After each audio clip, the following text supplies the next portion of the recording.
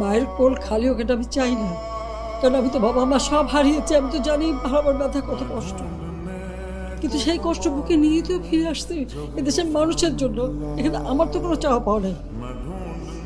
আমি তো আমাদের ছেলে মেয়ের জন্য কিছু করিনি, শুধু তাদের লেখাপড়া। নিজেরাই চাকরি করছে, নিজেরাই পড়েছে, আমি কতটুকু করতে পেরেছি। কিন্তু আমি দেশের মানুষের জন্য করেছি।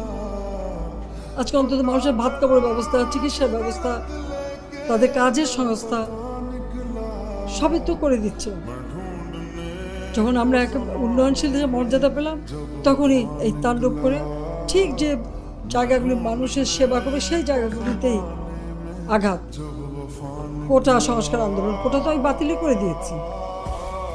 আমি আহ্বান করেছিলাম যে একটু ধৈর্য ধরো, হাইকোর্টের শুনানি হবে, হাইকোর্ট যে রায় দেয় না, তারপরেও